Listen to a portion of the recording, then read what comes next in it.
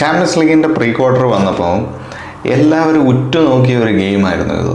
കാരണം ലൂയിസ് എൻറിക്കിൻ്റെ ടീമും ആർനെ സ്ലോട്ടിൻ്റെ ടീമും രണ്ട് ഹൈലി അക്കോംപ്ലിഷ്ഡ് മാനേജേഴ്സ് തമ്മിൽ ഏറ്റുമുട്ടുമ്പോൾ എങ്ങനെയായിരിക്കും ഈ ഗെയിം ഡെവലപ്പ് ആവുക എന്നൊന്ന് കാണാൻ വേണ്ടി. കളി എന്തായാലും ലിവർപൂൾ ജയിച്ചെങ്കിൽ പോലും സത്യം പറഞ്ഞാൽ PSG ആ കളി തോക്കേണ്ട കളിയേ അല്ലായിരുന്നു. PSG deserves minimum A draw. കാരണം ആകെ മൊത്തം 27 ഷോട്ടാണ് അടിച്ചത്, അതിൽ 10 എണ്ണം ഓൺ ടാർഗറ്റ്.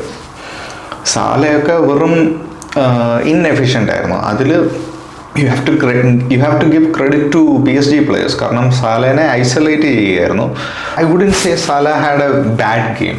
സാലയ്ക്ക് ആവശ്യത്തിനുള്ള സർവീസും കിട്ടിയിട്ടില്ലായിരുന്നു.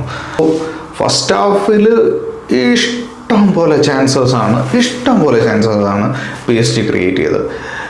ഒരെണ്ണമെങ്കിലും അവർ കൺവേർട്ട് ചെയ്യണ്ടായിരുന്നു. ക്ലിയർ കട്ട് ഒരുപാട് ചാൻസസ് കിട്ടിയാണ്. പക്ഷേ ആലിസൺ ബെക്കർ വളരെ വളരെ ബ്യൂട്ടിഫുള്ളായിട്ട് കുറേ സേവ്സ് നടത്തുന്നു. കളി സെക്കൻഡ് ഹാഫിലേക്ക് വരുമ്പോൾ 0-0 തന്നെയാണ്. സാലനെ സബ്സ്റ്റിറ്റ്യൂട്ട് ചെയ്തിട്ട് എലിയറ്റിനെ കയറ്റുന്നു. എലിയറ്റ് വരുന്നു, within the first touch itself ഗോളാക്കുന്നു. ഡാർവിൻ ന്യൂനിയസിൻ്റെ അസിസ്റ്റ്, എലിയറ്റിൻ്റെ ഗോള്. അങ്ങനെ PSG-യുടെ ചങ്ക് തകർത്ത്, PSG ഫാൻസിൻ്റെ ചങ്ക് തകർത്ത് ഗോൾ അടിക്കുകയാണ് Eliot.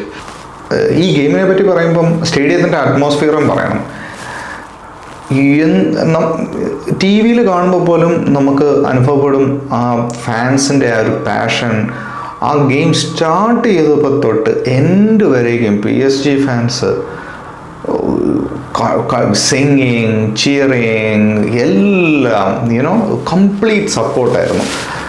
I feel really bad for PSG, really bad. But തൊട്ടതെല്ലാം പൊന്നാക്കുന്ന ആർനെ സ്ലോട്ട് വീണ്ടും ഒരു ഗോൾഡൻ ടച്ച് കൊണ്ട് ഒരു സബ്സ്റ്റിറ്റ്യൂഷൻ നടത്തി. ലിവർപൂൾ അങ്ങനെ they have an away goal advantage going into the second leg. The tie is not over. ഒരിക്കലും ആകെ ഒരു 1 ഗോൾ ലീഡ് മാത്രമേ ഉള്ളൂ. എന്ത് വേണേൽ സംഭവിക്കാം. അഗെയിൻ ചാമ്പ്യൻസ് ലീഗാണ്, ഫുട്ബോളാണ്.